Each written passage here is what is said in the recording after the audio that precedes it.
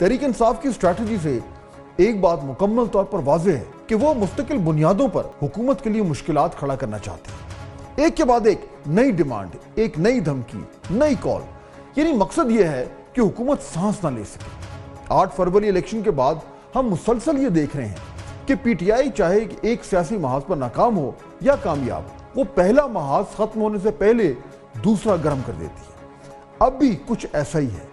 پہلے ایک ماہ فائنل کال کا سیاسی بیانیہ بنایا گیا، احتجاج کی ناکامی اور اسلام آباد سے مظاہرین کے منتشر ہونے کے بعد ہلاکتوں کا متضاد بیانیہ بنایا گیا۔ سینکڑوں سے درجنوں کی بات ہوئی اور درجنوں سے 12 کارکنوں کی ہلاکت جو ہے وہ فائنل فگر سامنے پاکستان تحریک انصاف لے کے آئی۔ لیکن اس دوران ہوا کیا؟ حکومت کے لیے ایک کے بعد ایک نئی مشکل جو ہے وہ کھڑی ہوتی گئی۔ پہلے احتجاج کے لیے آنے والوں کا راستہ روکنا، کنٹینر لگا کر اسلام آباد بند کر دینا، احتجاج کے بعد گولی نہ چلانے کی وضاحتیں دینا، کارکنوں کی ہلاکتوں کی تردید کرنا اور اب سول نافرمانی تحریک کا توڑ کرنا۔ اکتوبر اور نومبر کے مہینے میں حکومت ایک کے بعد ایک نئی مشکل میں گھرتی نظر آ رہی ہے۔ اب حکومت کے سامنے مولانا فضل الرحمان کے احتجاج کی کال کے علاوہ تحریک انصاف کی سول نافرمانی کی تحریک بھی بڑے مسئلوں میں سے ایک مسئلہ بن گئی ہے۔ تحریک انصاف اپنے بانی چیئرمین کی رہائی تو حکومت سے مانگ رہی ہے اور اس کے ساتھ ساتھ ان کے 2 مطالبات اور بھی ہیں۔ پہلا، تمام سیاسی قیدیوں کی رہائی۔ دوسرا، 9 مئی اور 26 نومبر کے واقعات پر جوڈیشل کمیشن کا قیام۔ ایسا نہ کرنے کی صورت میں 14 دسمبر سے پی ٹی آئی سول نافرمانی کی تحریک شروع کر سکتی ہے، جس کا ٹائم فریم بعد میں دیے جانے کا کہا گیا ہے۔ اس سب کو مقصد ہے وہ ایک ہی ہے کہ پی ٹی آئی حکومت کو کسی بھی طرح مذاکرات کی میز پر لانا چاہتی ہے، جبکہ حکومت 24 نومبر کے احتجاج کے بعد فی الحال زیادہ کو لفٹ کروا نہیں رہی۔ اسی لیے شاید پی ٹی آئی صرف اسٹیبلشمنٹ سے مذاکرات کے مطالبے سے اب کچھ ایک قدم پیچھے ہٹتی نظر آ رہی ہے۔ اپوزیشن لیڈر عمر ایوب کہتے ہیں کہ انسان ہو یا فرشتے، ہم ان کے ساتھ مذاکرات کے لیے تیار ہیں۔ لوگ جو بھی مذاکرات کے لیے تیار ہیں، وہ انسان ہو یا فرشتے ہو یا جو بھی، ہم لوگ مذاکرات کے لیے تیار ہیں انشاءاللہ۔ کل شبلی فراز نے بھی زور دیا تھا کہ حکومت جلد از جلد پاکستان تحریک انصاف کی مذاکراتی ٹیم سے بات چیت شروع کرے۔ تو ایسے حالات میں ہم یہ سمجھتے ہیں کہ جس طرح کہ خان صاحب نے ایک بااختیار کمیٹی بنائی ہے کہ اس کو چانس دیا جائے، اس کمیٹی کو کے ساتھ انگیج کیا جائے کہ جو مسائل بنے ہوئے ہیں جس سے کہ ملک دوچار ہے اس کی کوئی صورت نکل آ سکے۔ ہم نے اپنا کام کر دیا ہے، خان صاحب نے اپنا کام کر دیا ہے۔ ناظرین، حالات یہ ہیں کہ تحریک انصاف مذاکرات کی بات بھی زبردستی منوا رہی ہے۔ پی ٹی آئی مطالبہ کر رہی ہے کہ 9 مئی اور ڈی چوک کی جوڈیشل انکوائری کروائی جائے، بصورت دیگر سول نافرمانی تحریک کا ٹائم فریم جاری کر دیں گے۔ ساتھ ہی حکومت کو مذاکرات کی پیشکش بھی کر دی ہے، جس کے لیے ایک کمیٹی بھی بنا دی ہے جس کے سربراہ عمر ایوب ہوں گے، جبکہ اس میں اسد قیصر، سلمان اکرم راجہ، حامد رضا اور علی امین گنڈا پور بھی اس کمیٹی کا حصہ ہے۔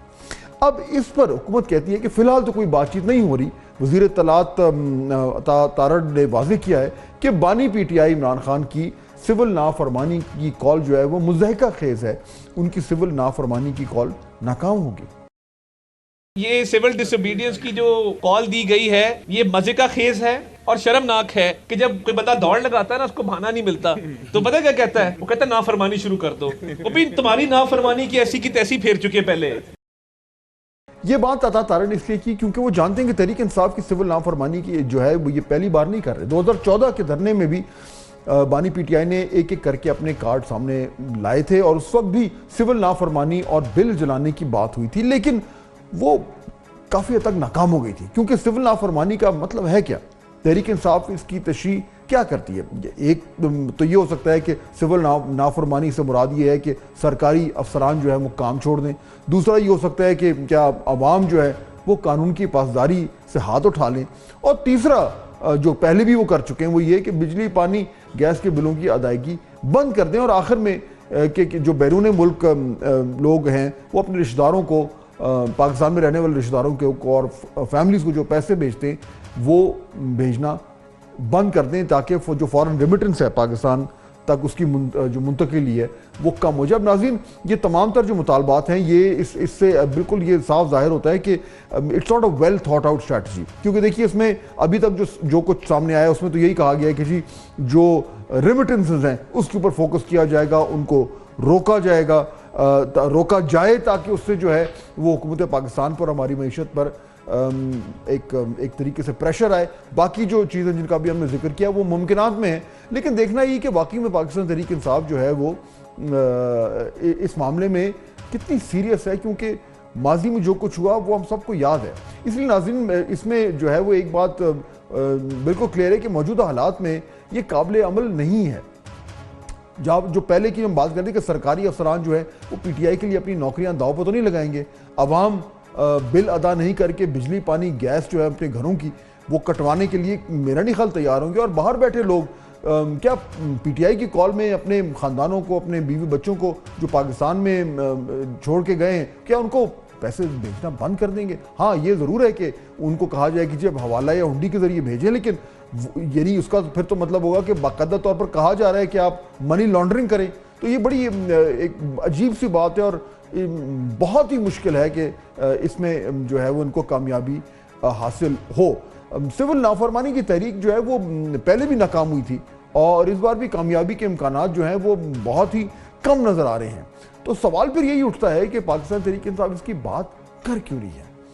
میرے نزدیک اس کا واحد مقصد جو ہے وہ حکومت پر پریشر رکھنا ہے اور اپنے کارکنان کو بار بار یہ یاد دلانا ہے کہ بانی پی ٹی آئی جو ہے وہ جیل میں ہے اور ان کی رہائی کے لیے مسلسل جد و جہد کی جا رہی ہے. اس کے علاوہ سول نافرمانی کی تحریک میں اور کو زیادہ جان نظر نہیں آتی. اور دوسرا اوپر سے جو اپنے لیے مشکل کھڑی کر دی ہے پاکستان تحریک انصاف نے کہ انہوں نے تاریخ کا اعلان کر دیا, اور یہ کہ اس سے پہلے اگر وہ تاریخ واپس لینی پڑی تو جو ہے ایک طریقے سے یعنی یو ٹرن ہوگا, اور اگر اس کے بعد مجبوراً اس تاریخ کے بعد جو ہے وہ یہ موومنٹ لانچ کرنی پڑی تو اس کی کامیابی کے امکانات جیسا کہ میں پہلے ذکر کر رہا تھا کہ بہت ہی کم ہے. تو خواہ مخواہ اپنے لیے ایک نئی مشکل پیدا کر دی ہے پاکستان تحریک انصاف نے.